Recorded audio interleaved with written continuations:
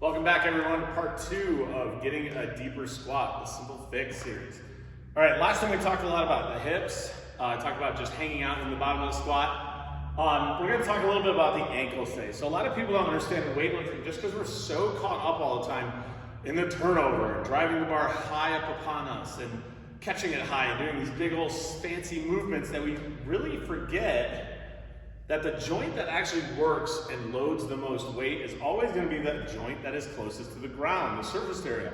The one we put the most pressure into, which is our ankles. Okay, this joint is really misunderstood by a lot of athletes. They kind of brush it off as like, oh, whatever, it's just my ankle, like it's fine, it doesn't hurt, so it's fine. I need to work on my knees, I need to work on my hips. And really what they're doing is they have a position where when they try to go, a good test is up against the wall, but generally you should be able to go and have that knee extend in front of the toes while your heel stays on the ground. They can't even do that, and then they wonder why their squat is so bad.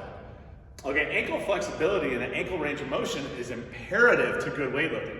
Everyone wants to watch the masters and the pros and the Jedis of the fucking weightlifting world, but then we don't actually pay attention to the lift. We just watch the bar go over their head and like, ooh, ah. What they don't realize is that these athletes are sitting in the bottom of the squat, heels down perfectly, knees way over the toes, compressed in an upright posture, like we're supposed to be in this sport.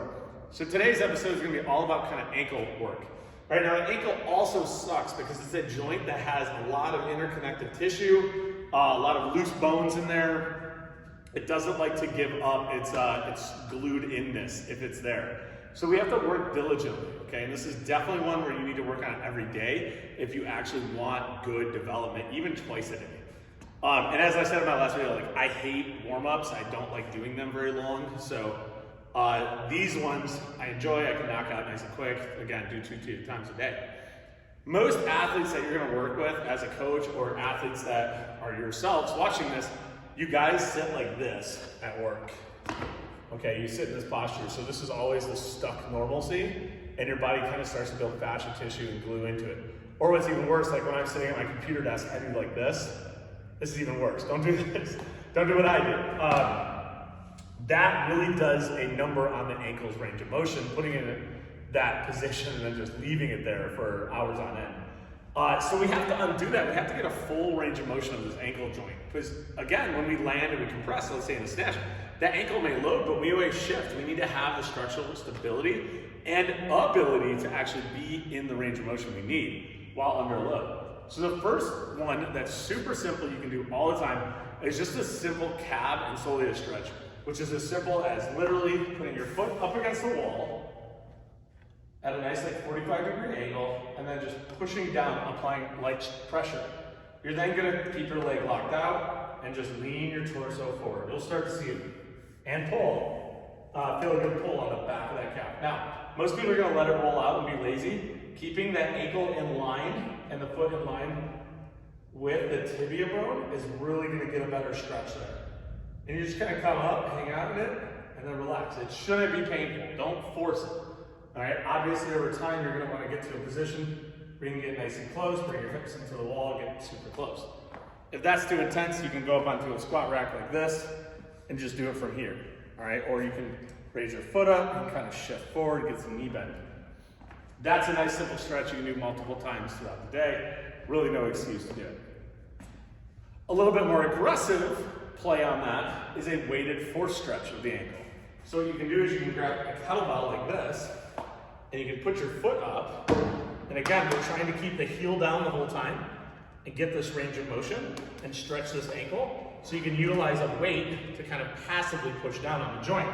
So get a nice kettlebell weight, nothing crazy, you're not trying to kill yourself. Get your heel planted down and let that weight do the job and push this forward. So it's basically pushing on that leg to push the tip forward.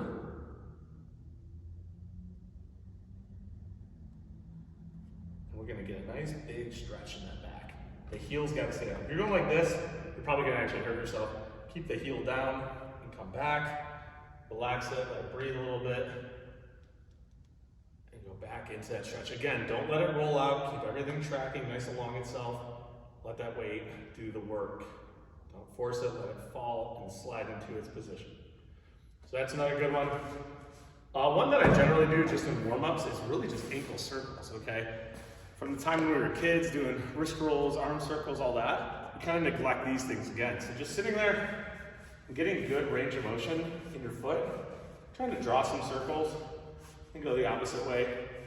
It's just gonna, again, loosen up that tissue in there, get that fascia melted up, which is gonna allow all the bones and goodies of the ankle to move freely and be loose, especially after like you sat at work for 10 hours and then go to the gym. It's really a joint that needs to get as much warmth in it as your shoulders do. Okay, and just a couple passes, 2-3 times before you train will really make a big impact on your range of motion in the bottom of that squat. The last one, all right, is a seated ankle stretch. This one sucks, to call it what it is. It is not comfortable, but it does do a good ankle stretch. Get a mat, an ab mat, maybe a hoodie at your house or something so you don't hurt your knees. And you're gonna basically lay on top of your feet. Okay, so the side angle is gonna be looking like this. I'm gonna set my feet down. I'm gonna try to keep them together. I'm just gonna go like this and sit back on it. Okay, this is an aggressive stretch for a lot of people, so don't force it. If this right here, you feel that stretch on, start here. There's nothing wrong. Hang out, do some work, text your friends back, watch an episode of TV, and then kind of come back. See if you can stay here 15, 30 seconds, then come out of it. And hang out for another 2-3 minutes just here while you're working and doing the same thing. All right, eventually you're gonna wanna get to the point where you can get back like this, and then even eventually maybe laying all the way back across. But that's gonna, again, open up the joint the opposite way, which is gonna allow a nice full range of motion. These simple movements that I've shown you in the other video and this one should really help you achieve that nice deep squat that you want in the sport, which is just gonna make you a stronger athlete. Hope this stuff helps.